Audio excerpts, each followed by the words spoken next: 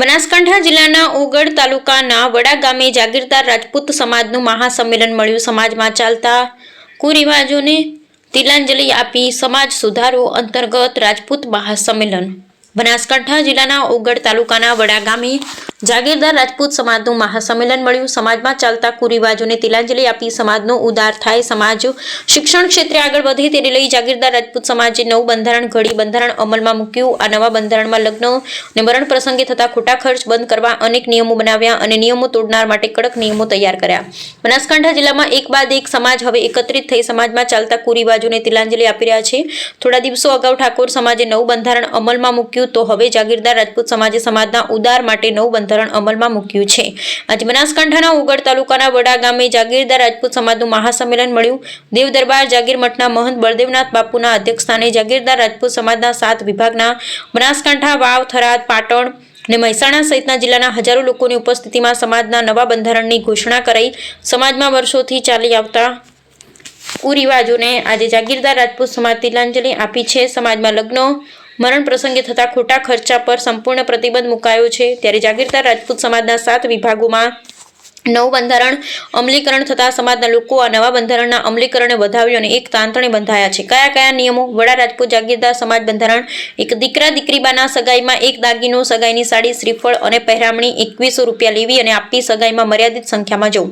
બીજું, દીકરા દીકરીબાના લગ્ન પ્રસંગમાં જુગાર રમવું નહીં અને રમવા દેવો નહીં। ત્રીજું, દીકરા દીકરીબાના લગ્નમાં વરરાજાને એક વીંટી, ઘડિયાળ, સાફો, સેલો અને એક જોડી કપડાં તથા રોકડા ચાંદલામાં રૂપિયા 1100 લેવા અને આપવા। ચોથું, દીકરા દીકરીબાના લગ્ન પ્રસંગે મોરબીને એક જોડી કપડાં અથવા રોકડ રકમ આપવી। પાંચમું, દીકરા દીકરીબાના લગ્ન પ્રસંગે ચોરીમાં 2 વ્યક્તિઓએ હાજર રહેવું। છઠ્ઠું, દીકરા દીકરીબાના લગ્ન પ્રસંગે 11 જોડી કપડાં લેવા અથવા આપવા। સાતમું, દીકરા દીકરીબાના લગ્ન પ્રસંગે કલાકારો, ડીજે તથા બેન્ડ લાવવું નહીં। આઠમું, દીકરા દીકરીબાના લગ્ન પ્રસંગે હલ્દી પ્રથા બંધ। નવમું, દીકરીના લગ્ન પ્રસંગે વરઘોડામાં ગોળ પ્રથા સદંતર બંધ। 10મું, દીકરાની જાનમાં મર્યાદિત સંખ્યામાં જવું। 11મું, દીકરા દીકરીબાના લગ્ન પ્રસંગે જાંપાસિક સદંતર બંધ રાખવી। 12મું, દીકરા દીકરીબાના લગ્ન પ્રસંગે બારણું રોકવાનો કોઈ દાગીનો લેવો નહીં, તેને જગ્યાએ મર્યાદિત રોકડ રકમ આપી। મરણ પ્રસંગ: 13 મરણ પ્રસંગે ભાતી લેવી નહીં કે આપવી નહીં। 14મું, મરણ પ્રસંગે બારા તેરસ લેવી નહીં કે આપવી નહીં।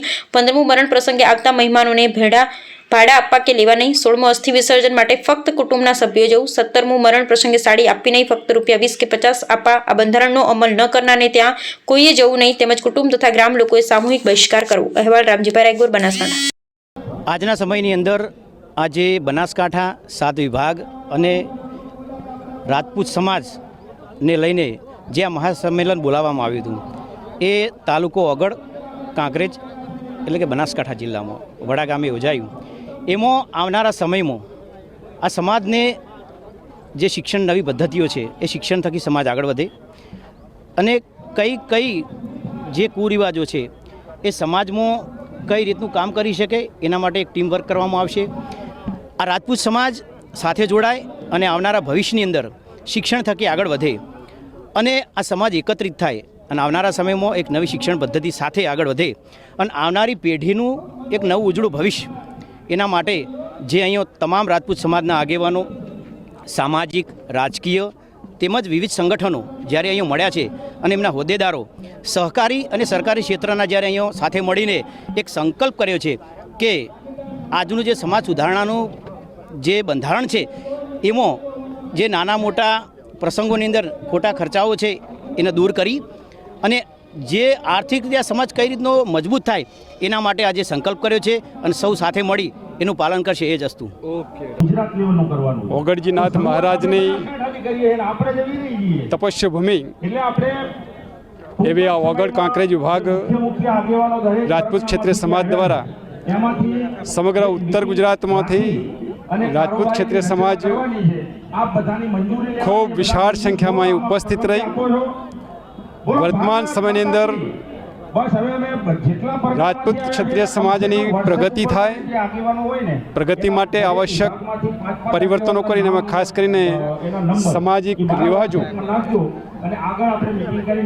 જે કુરિવાજો થયા છે અને જેના કારણે સમાજને પ્રગતિમાં બાધારૂપ છે આ કુરિવાજો દૂર કરવાનું કામ, વ્યસન મુક્તિનું કામ, શિક્ષણનું કામ કરવા માટે આજે સમાજના સૌ સન્માનીય આગેવાનશ્રીઓ, યુવાન મિત્રોએ સંકલ્પ કર્યો છે આગામી સમયની અંદર સમાજ સુધારણા માટે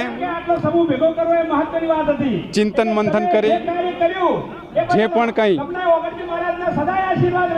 શિક્ષણ માટે, શિક્ષણ ભવનના નિર્માણ માટે, વર્તમાન સમયની અંદર સ્પર્ધાત્મક પરીક્ષાઓમાં ક્ષત્રિય સમાજના દીકરા દીકરીઓ આગળ વધી શકે તો એમને માર્ગદર્શન શિબિરોનું કામ સમાજના છેવાડાના માનવી સુધી સમાજની સેવાઓ પહોંચે એ માટે સમાજનું સંગઠન વધારે સુદૃઢ કરી, સમાજને શિક્ષિત કરી, વ્યસન મુક્ત કરી અને આવનારા સમયની અંદર સમાજ પ્રગતિ કરે એ માટે સમાજના સૌ વડીલો, યુવાન મિત્રો સૌ સાથે મળીને સમાજ સુધારણાનું કામ કરવાનો સંકલ્પ થયો છે. સૌ ભાઈઓ માં ભવાનીની સાક્ષીએ પ્રતિજ્ઞા લઈએ છીએ કે અમે બધા સમાજના નિયમોનું પાલન કરીશું.